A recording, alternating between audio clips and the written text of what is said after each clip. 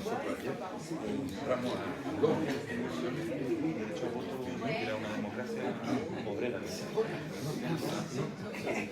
Mandan 30 y pedimos derecho a voto, pero trabajan 30 del presidente. 15 días de que la vamos a decir. Ya que cuando se la no hay ni siquiera se llama aquí, pero invitaron a una buena reunión en todo el Estado social.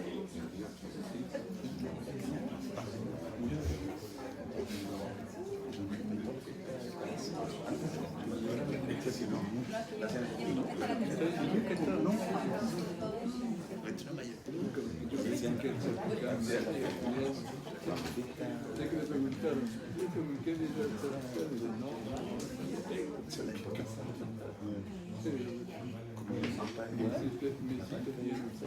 de la emancipación. Vamos a empezar. Tú ibas a decir algunas palabras por los organizadores, ¿no?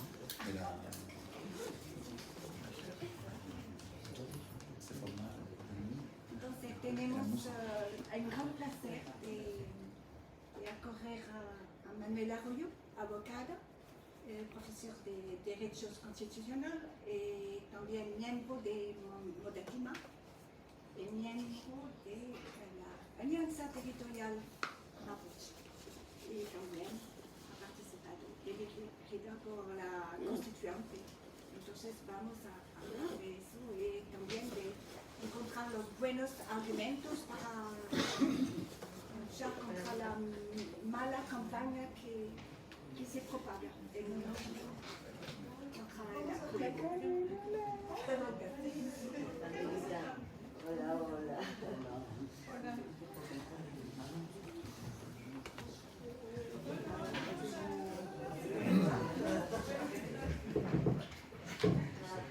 Buenas tardes, gracias por venir a pesar del frío, pero aquí estamos bien, Estamos calentitos.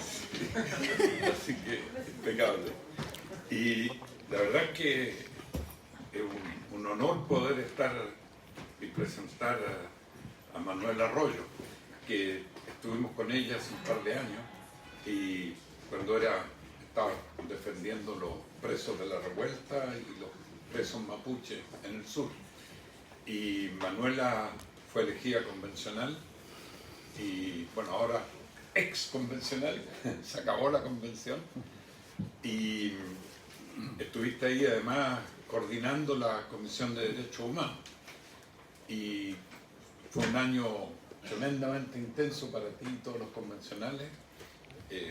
Como sabemos, cumplieron todas las expectativas que se habían dado, se les había impuesto un año, lo que parecía demasiado poco. La constitución anterior la hicieron apenas 8 tipos y se demoraron 7 años. Y aquí con 154 que además tuvieron que hacer el reglamento, etc. Es impresionante como la cantidad de mentiras circularon desde el comienzo. O sea, al comienzo les decían que eran flojos, cuando no paraban de trabajar. Entonces, bueno, sobre ese trabajo de la Constitución, sobre los resultados, vamos a escuchar a Manuela. Gracias. Gracias, Víctor. Bueno, hola a todos, a todas. Mi nombre es Manuela Arroyo. Soy abogada, soy historiadora y soy mamá de Alma, esa chica que está ahí. Soy también vocera del Movimiento Nacional por la Defensa del Agua, la Tierra y el Medio Ambiente, Modatima. Y bueno, durante este último año me tocó trabajar como convencional constituyente, electa por el Distrito 23 de la Araucanía, Wallmapu. Soy parte también de Modatima Wallmapu, el Movimiento por la Defensa del Agua en la Araucanía. Y bueno, primero presentarme, contar un poquito mi historia, ¿no? Yo nací en Santiago. Durante mi juventud me comencé a trabajar en una población en Santiago que se llama La Hormiga, donde a partir, ¿no?, un poco de esa desazón respecto a la alegría que nunca llegó, a esa transición post-dictadura que no incluyó al pueblo, que siguió como administrando, ¿no?, el modelo neoliberal nos comenzamos a organizar en los territorios, en los barrios, en las poblaciones, planteando una idea como de el ejercicio directo de los derechos, retomar nuestra historia de organización popular. Y a partir de, bueno, en ese ambiente comenzamos a organizarnos, conformamos el Cordón Popular de Educación, en aquel tiempo, que no es muy lejano, ¿no?, que se pagaba hasta para dar la prueba de acceso a la universidad, donde la educación, bien sabemos que en Chile es un privilegio, no un derecho. Y a partir de esa experiencia comencé a conocer, yo participaba en un colectivo que se llama Alex Limón, que fue un joven asesinado por Carabineros de Chile a los 16 años en la Araucanía. Y comencé a conocer Temucuicui, las comunidades mapuche, me invitaron a conocer allí. Y a partir de esa experiencia me motivé, me titulé como abogada y comencé a trabajar como defensora penal mapuche. Viví durante 10 años en la Araucanía. Y a partir de este trabajo, ¿no?, en defensa de hermanos, de hermanas que estaban siendo criminalizados, que estaban siendo perseguidos, que también, ¿no?, hay un fenómeno muy importante de criminalización de la protesta social en Chile, de prisión. Me tocó experiencias muy duras, ¿no?, también, como ver el asesinato, estar ahí, de Camilo Catrillanca en Chile, trabajar también denunciando el Estado de Chile por violencia contra niños, niñas y adolescentes mapuche.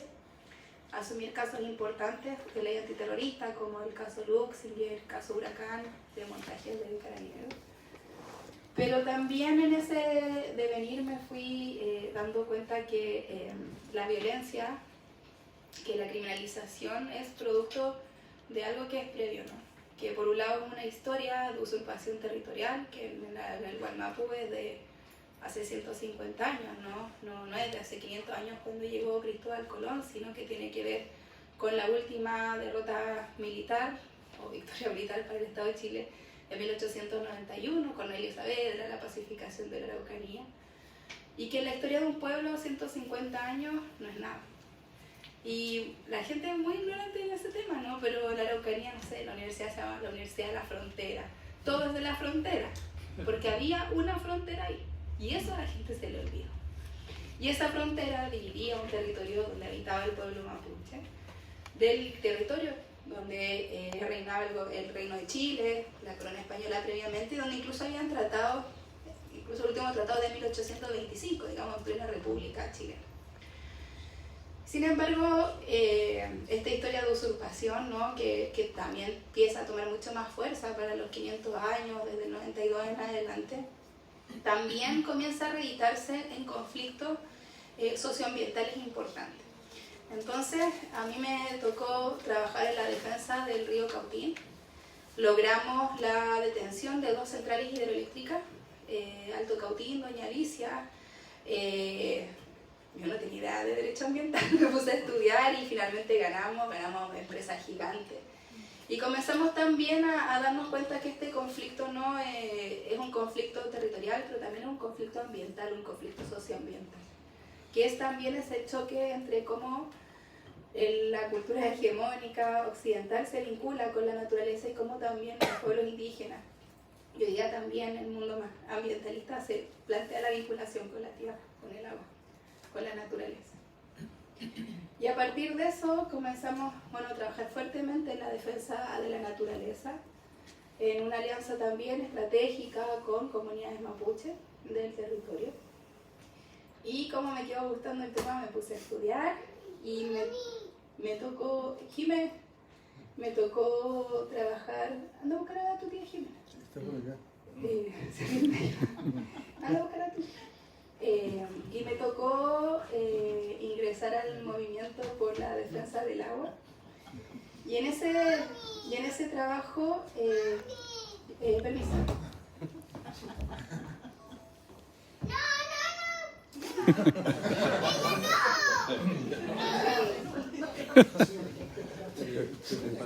¿Tiene su pelo? La historia de mi vida. Y en ese trabajo me tocó, un día me metí a estudiar y nos hicieron un terreno y me tocó conocer la historia, conocer Petorca. No sé si ubica la provincia de Petorca, que es una de las provincias donde se inicia, ¿no?, el movimiento por la defensa del agua. Conocí la realidad de compañeras, compañeros que no tenían agua en sus casas.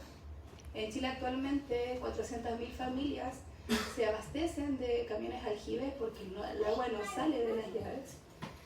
Tenemos 218 comunas con decretos de escasez hídrica y a partir, o sea, me tocó conocer casas donde las compañeras tenían que cortar el pelo corto porque no se lo podían lavar, donde defecaban en bolsas, ¿no?, porque no hay agua para tirar la cadena, donde los animales se morían porque tampoco el camión aljibe te sirve para los animales y tampoco para regar la siembra. Y en definitiva fue una situación muy terrible. Y conocí a las compañeras de Modatima, su organización, y nos llevaron a subir los cerros. Y cuando subí el cerro me tocó ver primero plantaciones enormes, ¿no?, que no respetaban ningún ordenamiento territorial, todas las quebradas así plantadas. Y al subir el cerro vi con mis propios ojos piscinas enormes de miles y miles y miles de litros de agua. Era como el Estadio Nacional hasta arriba, no la cancha de las graderías, todo de agua, que estaban entre medio de los cerros, mientras a 2 kilómetros había familias que no tenían agua para vivir. Y eso a 200 kilómetros de Santiago. Y a partir, ¿no?, de esa realidad dije, bueno, esto ya es demasiado. Bueno, que me motivé. Levantamos también el Modatima Gualmapu. Y así llegó el estallido social para quienes estábamos en regiones. No fue el 18 de octubre, fue el 19. Lo vimos por la televisión igual que ustedes. Y al día siguiente fue como ya vamos. Justo en ese tiempo trabajaba como abogada del Instituto Nacional de Derechos Humanos, entonces me tocó estar ahí en la calle, denunciar, fotografiar, recibir perdigones, acompañar, denunciar y querellarnos contra los compañeros heridos, muertos del estallido social, a quienes hoy día también hago un homenaje, ¿no?, sin todas las personas que sufrieron la violencia, que también se encuentran privadas de libertad o criminalizadas. Creo que nada de esto lo podríamos haber logrado. Bueno, después también de denunciar que existía violencia sistemática, me echaron del IDH.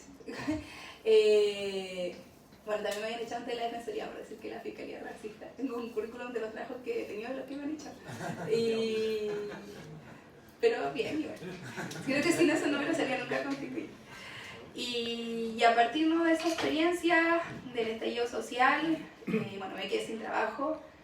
Como sabía defender, asumí la representación de diversos chicos y chicas privados de libertad del estallido social. Muchos de esos casos, bueno, por suerte, no por suerte, por trabajo también, logré la libertad de todos ellos, pero aún las causas se encuentran vigentes. Logré suspenderlas por el tiempo que fui convencional, pero aún sigo como asumiendo esa representación.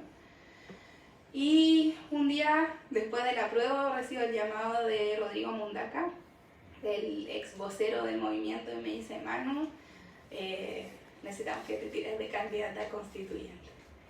Y yo venía de mi vida, o sea, voté para la prueba, pero jamás había participado del mundo institucional, odiaba todo lo que era así como la institucionalidad, la democracia representativa, como siempre se había dado en Chile. Y dije, bueno, ya, vamos que se puede. Asumimos una candidatura desde el Modatima, desde el Movimiento por la Defensa del Agua. Una candidatura que fue súper honesta. Siempre dijimos que queríamos una constitución ecológica, feminista. Todo en la Araucanía me conocían por mi trabajo, ¿no?, por lo que hago. Y a partir de eso, de mucho trabajo, pero también de un trabajo autogestionado, mi equipo, de mi hermana, mi familia, mis amigas, logramos, me fue súper bien. En la Araucanía desde los años 70, que no había sido electa una mujer de izquierda. Bueno, fui la única persona izquierda que fue electa en la Araucanía, en una región muy de derecha. Pero no solo me fue bien a mí, le fue bien a muchas compañeras, principalmente mujeres de Petorca, de Choapa. Rodrigo obtuvo ser mayoría nacional en los gobiernos regionales, ganó en primera vuelta, el primer gobernador que ganó en primera vuelta. Y a partir de, por un lado, de esta lucha como territorial, de organización, de estar peleando por el agua, por la naturaleza, denunciando a los Walker, denunciando a Pereyoma, denunciando a Sutil, denunciando todo lo que pasa en Chile respecto al agua, pero también de esta decisión política, ¿no?, de disputar institucionalmente los espacios políticos, es que ingresamos a este proceso constituyente, ingresamos también al gobierno regional, y hoy día somos un movimiento que hemos logrado situar la lucha del agua a un nivel de relevancia política nacional, desde también una perspectiva muy crítica y también de izquierda, ¿no? Y en ese plano llegamos al proceso constituyente. Me tocó primero ser coordinadora de la Comisión de Derechos Humanos, donde recibimos testimonios de más de 300 organizaciones, desde los pueblos indígenas, ¿no? O sea, no solo el pueblo mapuche, no sé, pueblos Selknam, tribal afrodescendientes, organizaciones socioambientales, organizaciones de mujeres, muchos grupos también que habían sido víctimas de violaciones de derechos humanos en el estallido social, de personas privadas de libertad, etc. Hicimos un informe también de verdad histórica en ese trabajo. Y luego de eso me tocó integrar la Comisión de Justicia, que fue una comisión permanente, y después fui parte de la Comisión de Armonización. A partir de este trabajo, que no fue fácil, fue complejo, ¿no? Porque por un lado, en un principio, cuando fue electa Lisa Loncón, un poco se mantenía el espíritu de octubre, era mucho más fácil trabajar, era mucho más fácil avanzar, pero también como la derecha ingresó desde un principio buscando obstaculizar, buscando también boicotear el trabajo del proceso constituyente, esa presión también fue muy fuerte en convencionales que eran de centro o centro-izquierda, y cada vez se fueron poniendo más conservadores, y nos tocó también dentro de la convención comenzar a negociar y a pelear y finalmente a ganar y perder, porque se requerían 2/3, ¿no? No era mayoría simple.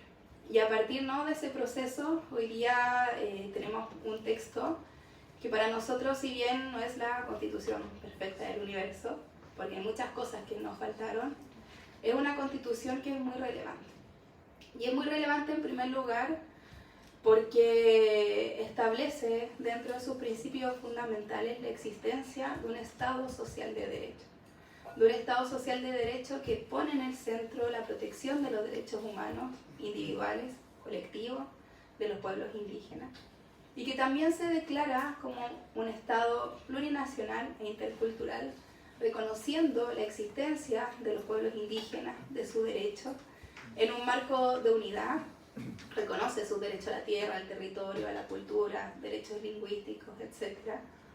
Y eso ha sido también bien complejo, ¿no? Porque uno de los bastiones de la derecha para oponerse a este proyecto constitucional es el racismo, es la oposición al reconocimiento de los derechos constitucionales y de los derechos de los pueblos indígenas, es la oposición a la plurinacionalidad, desde una perspectiva muy racista, ¿no? Yo de verdad vivo en la Araucanía, he litigado con fiscales, pero nunca había estado en un debate tan racista como lo que yo escuché de los republicanos, de los derechas. Es, o sea, brutal así el nivel de racismo y de odio que tuvimos que escuchar.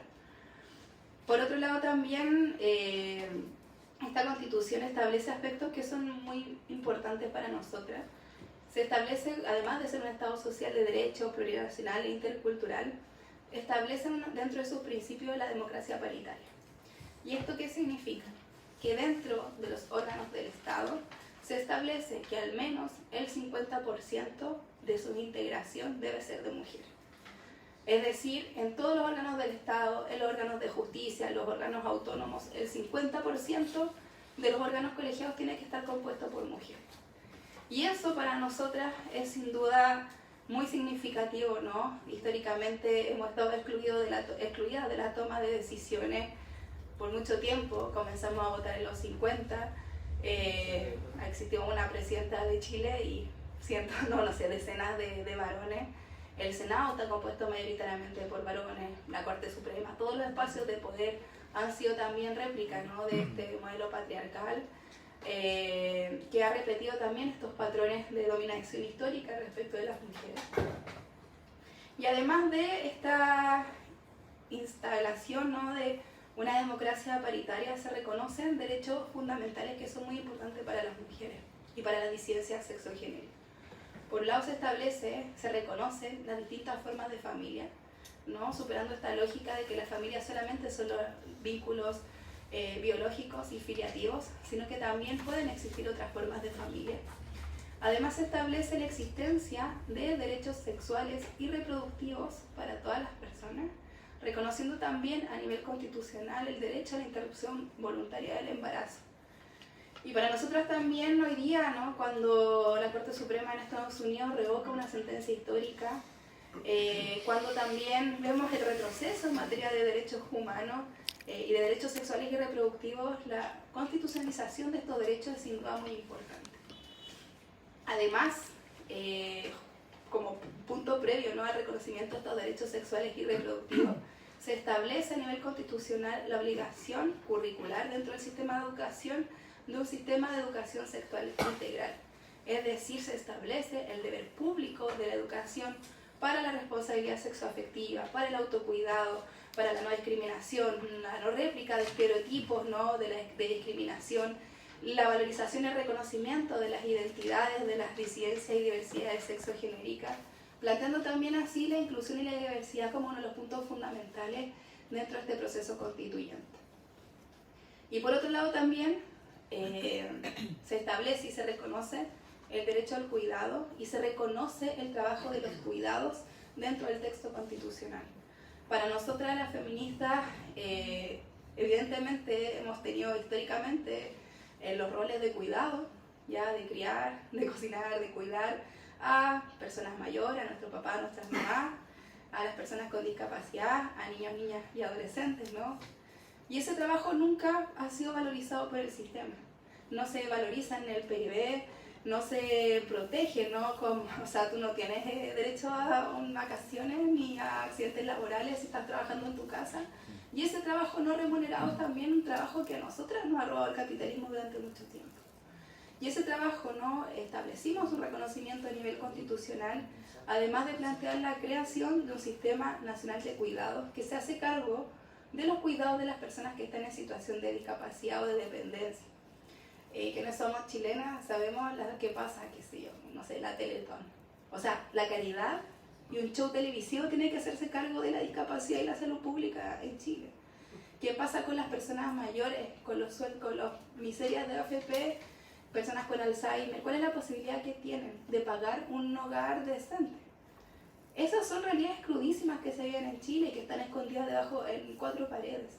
Y es la realidad del futuro de Chile, pero también vemos que hay una niñez que está muy afectada. Y por lo tanto, creemos que para nosotras las feministas, como la democracia paritaria, derechos sexuales y reproductivos, educación sexual integral, el reconocimiento de los trabajos de cuidado, es también avances muy significativos pensando en una igualdad sustantiva, en una igualdad real.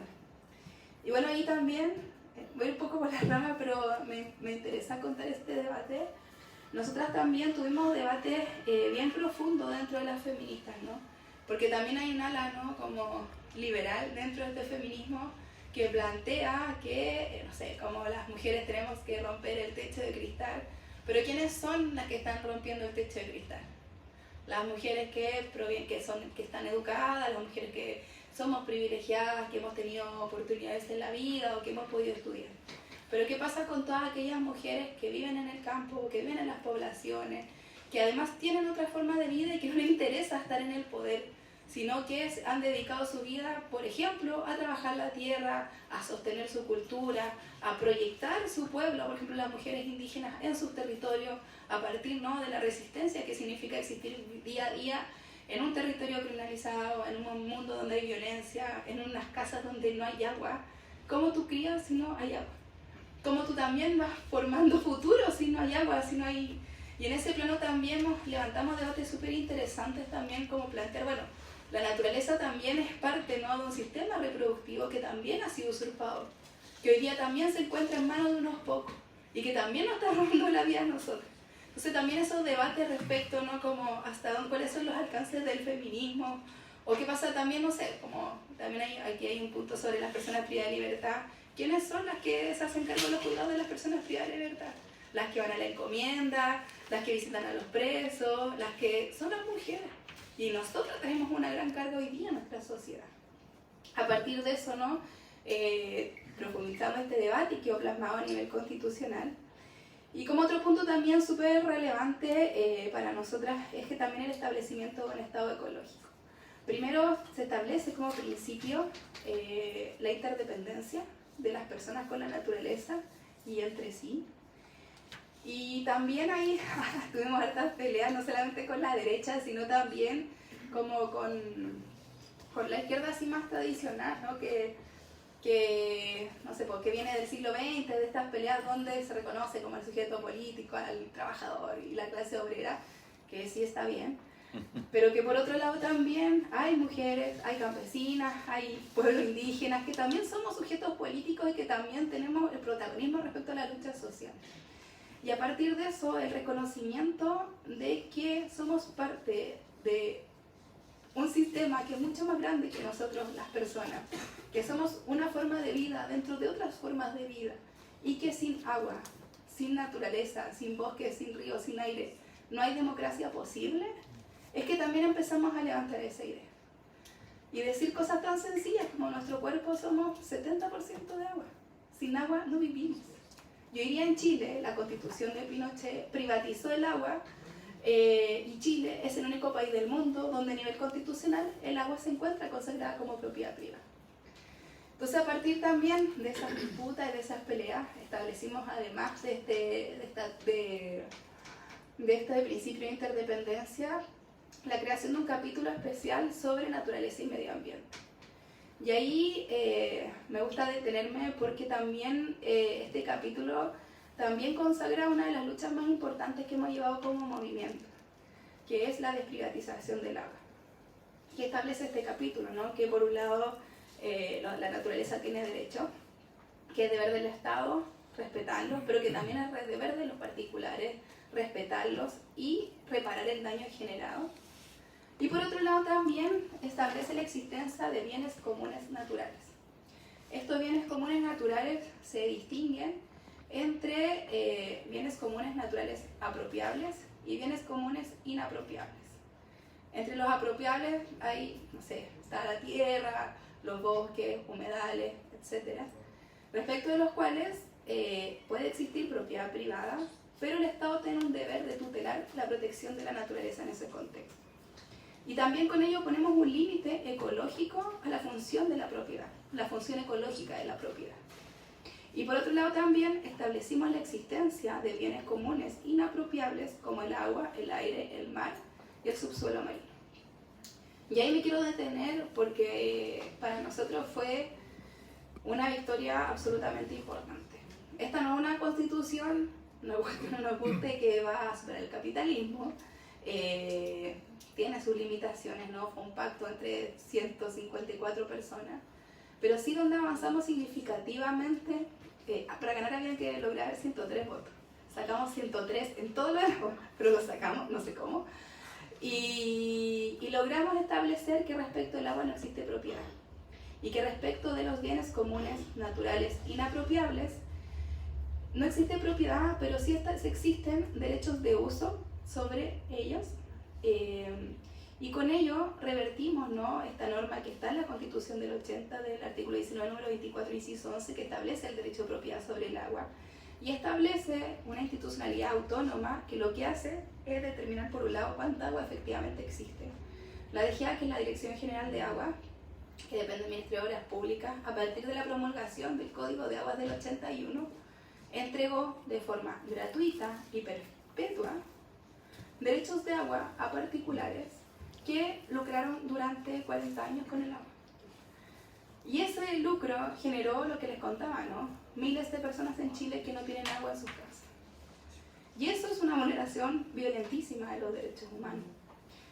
Y cuando logramos, ¿no?, establecer que no existía propiedad sobre el agua, También establecimos, ¿no?, la existencia de una nueva institucionalidad que permite la redistribución de los usos, no de la propiedad del agua, priorizando primero por el derecho humano al agua y luego por la protección de las funciones ecosistémicas, estableciendo que una vez que las personas puedan tomar agua, que los bosques puedan tener agua o los animales agua para tomar, recién ahí podemos darle usos extractivos y económicos.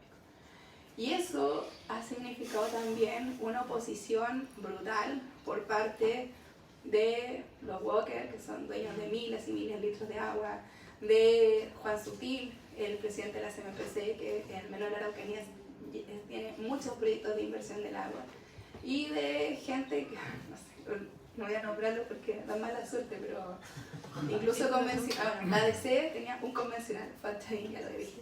Y él, digamos, fue así, pero promotor del rechazo hoy día y se opone tenazmente a todo lo que tenga que ver con agua porque precisamente ellos tienen muchos intereses ahí. Y además también del establecimiento de estos bienes comunes, naturales e inapropiables, creemos que esto es muy importante porque también implica la desprivatización del agua, que para nosotros era un mandato esencial por el cual llegamos a la convención. Se crea además una institucionalidad que protege, ¿no?, y que garantiza la exigencia de estos derechos, como la Defensoría de la Naturaleza, y además se crean acciones judiciales como la acción de tutela, que viene a superar el recurso de protección clásico en Chile, que sabemos que el artículo 20 de la Constitución establece que solo algunos derechos, pero en verdad no derechos, libertades, pueden judicializarse en Chile.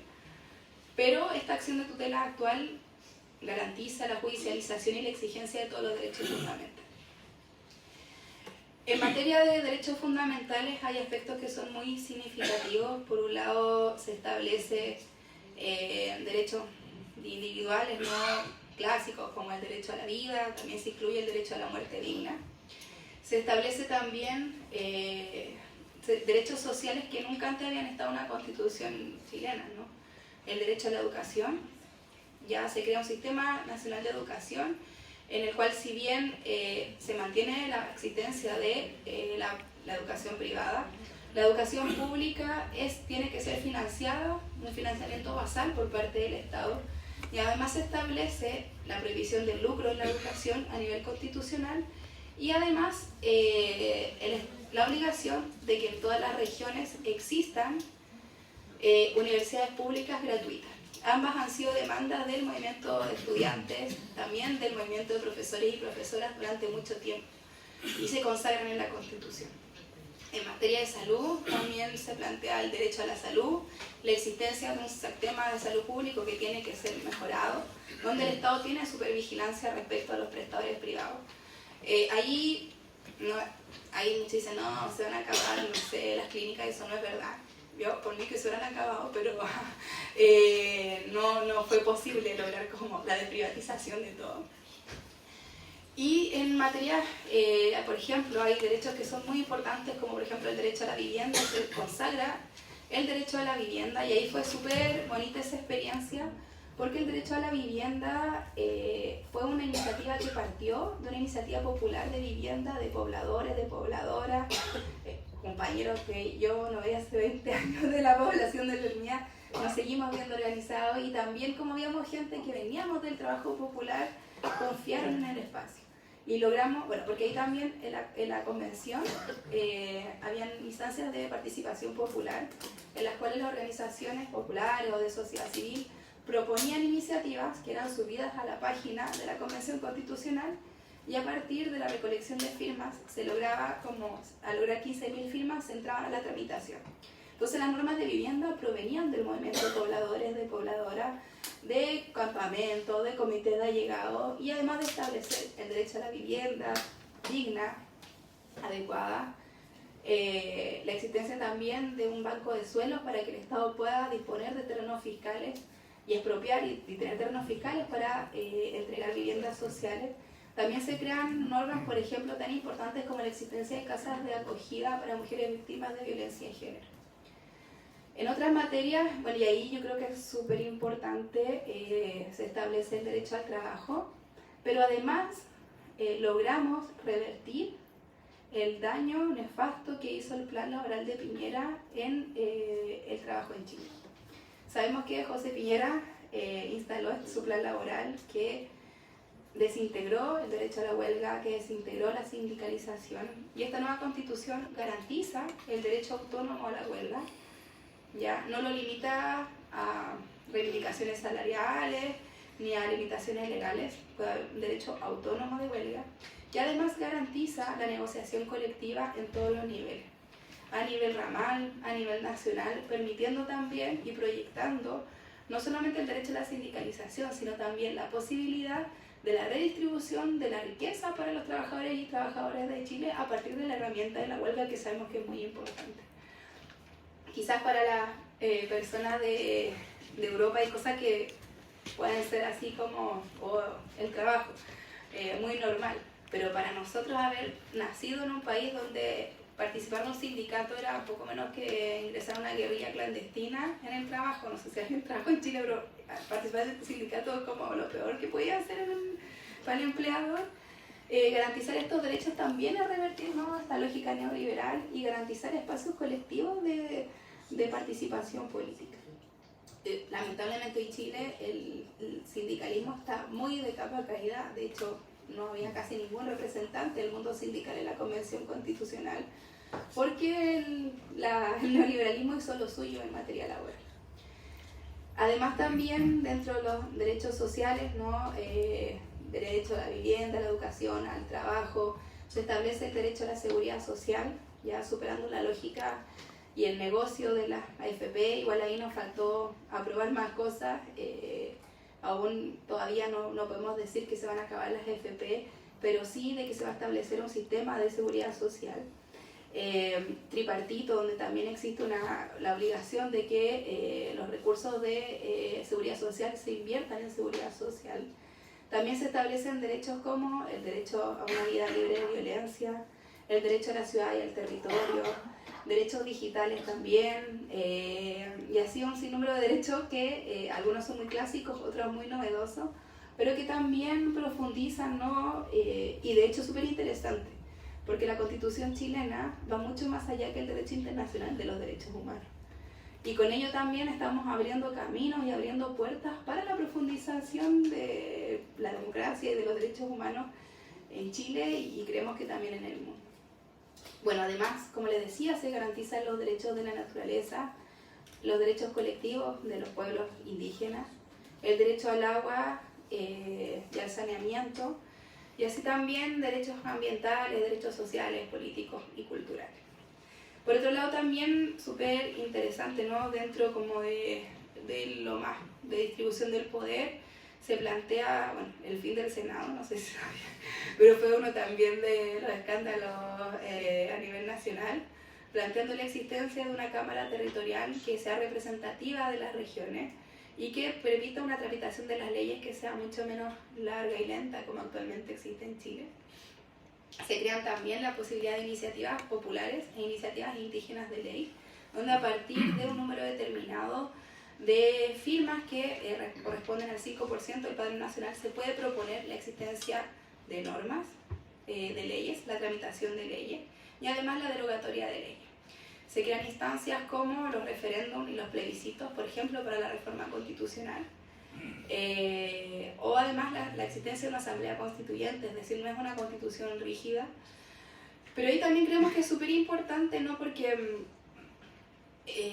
también una de nuestras críticas relevantes como el proceso de transición entre la dictadura y los gobiernos democráticos o post-dictadura también fue la falta de participación popular, ¿no?, y que finalmente también dejamos en la clase política la toma de decisiones y la exclusión de la participación de la ciudadanía o la participación popular muchas veces, ¿no? Como que la democracia era votar una vez cada 4 años y bueno, lo que hagan los políticos ya es cosa de ellos, ¿no? Y aquí precisamente lo que estamos tratando de fomentar la participación política dentro del devenir político del Estado. Además también, bueno, aspectos muy importantes, ¿no? Se crea un Estado regional que permite la autonomía de las regiones, superando la lógica centralista que imprimió la Constitución del 80, la Constitución pinochetista, en la cual todas las decisiones están en Santiago, están en el centralismo, y distribuyendo también el poder hacia las regiones. Además de los gobiernos regionales, como el que hoy día tenemos de montar, se crean asambleas regionales que dialogan con el gobierno regional. Además se crea la posibilidad de la creación de empresas públicas regionales, ¿ya? Y se crean las comunas autónomas que también tienen un estatuto propio y que además se crea la posibilidad de empresas municipales, ¿ya? Cosa que actualmente, si bien se comenzó con las farmacias populares y con ciertos proyectos, ¿no?, a nivel municipal, también se garantiza a nivel constitucional una nueva forma de descentralización para la toma de decisiones en Chile. Y además se establece, lo que también fue así como el acabose, la existencia de autonomías indígenas, que estas son a partir de... ¿Ya quieres decir? Ya. La existencia de autonomías territoriales indígenas que conviven con estas regiones autónomas y que se superponen también como espacios también donde tiene que ejercerse la consulta indígena, en determinados casos el consentimiento previo, libre e informado. Además también, estoy pensando en todas las cosas que son muchas normas, también dentro del sistema de justicia se acortan los periodos de los integrantes de la Corte Suprema y de la Corte de Apelaciones. Se instala como obligación constitucional el enfoque de género y la perspectiva interseccional. Para nosotros también es muy importante, ¿no?, porque sabemos que uno de los grandes problemas que vivimos las mujeres en todo el mundo es la violencia de género y que durante mucho tiempo el sistema de justicia ha sido cómplice también de la reproducción de estas lógicas patriarcales y violentas hacia nosotros.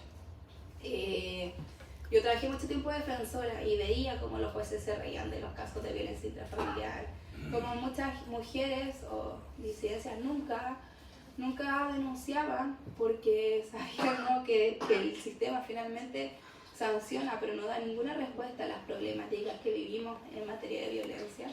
Y además también reconocemos que la realidad de las mujeres indígenas, de las mujeres rurales es distinta a las mujeres de la ciudad. Por otro lado también se crean tribunales ambientales en todas las regiones, que era una deuda histórica, ¿no? En Chile existen solamente 3 tribunales ambientales para las 16 regiones.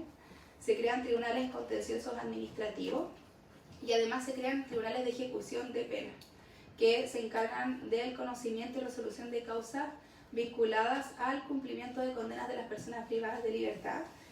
Y ahí también nos tocó trabajar bien fuertemente con organizaciones de personas privadas de libertad, también con colectivos de apoyo a presos y presas para establecer los derechos de las personas privadas de libertad.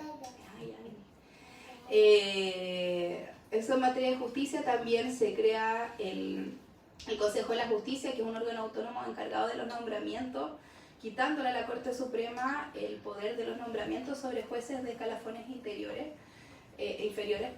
Por lo tanto, también acabamos como con esta carrera funcionaria sometida a la Corte Suprema. Igual, lamentablemente, ahí sufrimos mucha presión porque nosotros queríamos sacarlo al tiro a los de la Corte Suprema, pero hicieron un lobby feroz. No sé si saben que Larraín, que fue el último ministro de Justicia y Derechos Humanos de Piñera,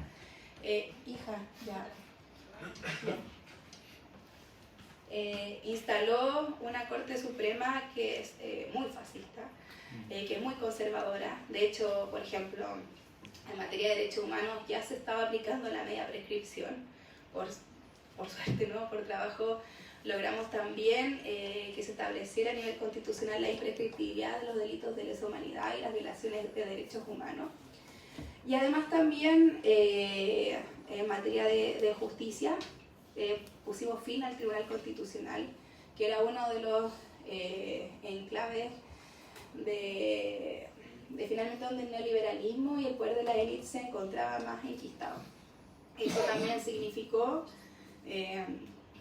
mucha oposición de personas como, no sé si ubican a Correa Sutil, es tremendo, que fue el que redactó la carta de Ricardo Lagos. No sé si fijaron que cuando uno bajaba el PDF salía el nombre de Correa Sutil. Correa Sutil es el mayor lobista del Tribunal Constitucional. Este Tribunal Constitucional que operaba como el legislador negativo. ¿Por qué dijiste que te votaran? ¿Por qué? Y además establecimos la existencia de una Corte Constitucional que es electa dentro, digamos, del sistema de justicia, donde también hay nombramientos que son transparentes, que además hace un control de constitucionalidad de las leyes, pero no implica el control preventivo de las leyes, que es lo que hace el Tribunal Constitucional. Es decir, si el Congreso estaba tramitando normas que al Tribunal Constitucional no le parecían, podía eliminarlas, aun cuando nunca fue un órgano electo representativamente. Y eso se dio, no sé, temas aberrantes como el de la pastilla del día después, la aplicación del convenio 169. O sea, el fascismo tenía su bastión en el Tribunal Constitucional y logramos darle fin con él.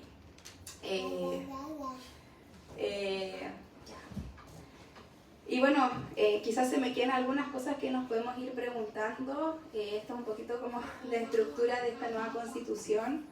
Hemos, como les decía, sin duda avanzado en un proyecto constitucional que establece la consagración de derechos sociales, que establece una igualdad sustantiva, reconoce los derechos de las mujeres, de las disidencias, de la diversidad, de la posibilidad de construir familia, de tener su propia identidad, de no sufrir discriminación, reconoce los derechos de los pueblos indígenas, plantea también una nueva relación con la naturaleza, la desprivatización del agua. El Estado asume un nuevo rol, ¿no?, que supera esta lógica neoliberal y privatizadora que durante 30 años azotó nuestras vidas. Pero también estamos en un contexto súper difícil. Desde el día 1 la derecha se encargó de desprestigiar, de torpedear, de inventar mentiras, de obstruir nuestro trabajo. Ha sido muy, muy duro enfrentarnos día a día con las mentiras, con la desinformación. Y claro, yo igual pensaba el otro día, como me recordaba esos titulares del Mercurio en los 70, ¿se acuerdan? El Mercurio miente, cuando sacan esos titulares que, no sé, se mataban entre ellos. Todas esas mentiras, esto mismo lo siguen haciendo, pero con las redes sociales es como que la amplitud es brutal. Y te puedes disfrazar como de distintas personas, de distintas redes. Tienen hoy día los medios de comunicación que todos los días entrevistan a alguien que está por el rechazo. Y además es súper difícil porque como inventan mentiras, así, te van a robar, te van a quitar tu casa, te van a quitar tus pensiones. Yo me río así porque antes decían que nos comíamos la guagua y ahora dicen que abortamos a los 9 meses, pero así... De verdad, en la radio, el senador Felipe Cas diciendo, en la radio de la Araucanía, en horario prime, o sea, un minuto de eso cuesta mucha plata, diciendo, en la Constitución permite el aborto a los 9 meses para matar las guaguas, y cosas así que de verdad es como tanto, que, no sé, la gente sencilla, como, ¿cómo me van a estar mintiendo tanto? Y así es, y esa es la realidad que hoy día nos enfrentamos. Y es difícil, es triste, ¿no? Estamos hoy día creo que a nivel mundial el fascismo está avanzando como nunca. Si bien logramos, ¿no?, en la segunda vuelta, yo no soy del Frente Amplio, ¿no?, pero obviamente ante el ascenso de Kass, no, yo me puse el jockey, la banderita, todo ahí a hacer propaganda por Boric y a morir, porque no podemos permitir que el fascismo siga avanzando. Y hoy día, lamentablemente, vemos como la ultraderecha ha tomado hoy día un protagonismo inusitado, pasan a la segunda vuelta de las elecciones, igual que acá, tienen un poder que antes no tenían, nos olvidamos de la dictadura, nos olvidamos del fascismo, nos olvidamos, ¿no?, de quiénes son. Y hoy día tenemos que buscar solidariamente, colectivamente, la estrategia frente a eso. Creo que si bien esta Constitución no es la más perfecta del mundo, hay muchas cosas que se quedaron. No sé, cosas, qué sé yo, como la nacionalización del cobre se perdió, yo voté a favor, pero se perdió, y otros aspectos que eran importantes. Sí establece las bases para una nueva forma de vinculación, de relación social, sí reconoce los derechos sociales, sí abre caminos para las mujeres, para las niñeces, sí le da dignidad a las personas mayores, sí piensa en la vivienda, en la salud y en la educación. Y sí también es el reflejo de mucha gente que llevamos mucho tiempo trabajando por la justicia social en Chile. Creo que hay muchas deudas, ¿no? Y quizás aquí lo vamos a conversar sobre los presos. Yo estoy absolutamente de acuerdo. Pero sin duda, esta es la salida que nos dimos para la Constitución del 80. Nosotros como Modatima hemos tomado una decisión también política, ¿no?, de estar en la disputa institucional, pero no vamos a soltar los territorios. No vamos a dejar de ser organización social y de luchar por el agua, de estar pateando la mesa, de salir a protestar y salir a marchar, porque sabemos de que si no estamos también en las calles y en los territorios, no vamos a empujar que los procesos se den, no vamos a jalonar las transformaciones sociales. Y hoy día creemos que este es un instrumento, ¿no?, que por un lado nos va a permitir detener al fascismo, que también avanza en derechos sociales, en ecología, en feminismo, no solamente para Chile, sino también para todo el mundo. Y creo que hoy día me siento también súper orgullosa de hablar fuera de Chile. Veo, no sé, gente que me conoce de chica, que sabe que nuestros caminos han sido también desde la humildad, desde la sencillez, ¿no?, de salir a pelear y a ver cómo nos va y vamos creciendo y vamos ganando. Pero sin duda yo creo que este es un esfuerzo de mucha gente que tenemos la historia de nuestro pueblo detrás.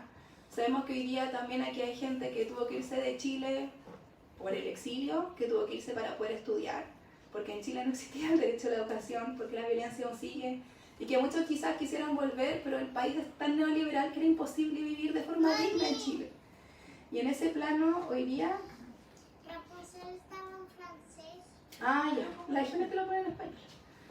Y en ese plano hoy día yo creo que tenemos todas las esperanzas en poder avanzar. Creemos que esta Constitución combate al fascismo y abre el camino hacia la justicia social, hacia pensar en nuevas formas de vida, y sin duda nos da esperanza a todas y a todas. Pero está difícil, sabemos que el rechazo está ganando, la derecha nos ha hecho pebre, sigue mintiendo, nos sigue amedrentando, nos sigue amenazando, pero seguimos también con esa esperanza intacta, con esa fuerza también que nos da lo que es justo. Y hoy día también estamos acá para decirles que estamos luchando, que vamos a seguir dándolo todo con las puerta a puerta en la calle, pero que también necesitamos de su apoyo. Necesitamos que de afuera digan, no, la Constitución está buena. Necesitamos que nos digan, sí, esto es lo que el mundo espera de Chile, porque de verdad han manipulado tanto la información que nos dicen que esto es una basura, y esto no es una basura, es un texto maravilloso. Y creo que el estar acá, al menos para mí, a nombre del movimiento también, y a nombre de muchas compañeras y compañeras, es un orgullo. Estoy muy agradecida y espero también que nos llenemos también de esperanza y de una convicción para decir que podemos derrotar al fascismo, que podemos derrotar a la derecha, y que si tenemos que dejar los pies en la calle, en el mundo, lo vamos a hacer. Así que muchas gracias también por estar acá, y muchas gracias también por escucharme y por acompañarme, porque me siento bien y me siento un poquito menos desesperada, porque sí, igual tengo miedo. Así que muchas gracias.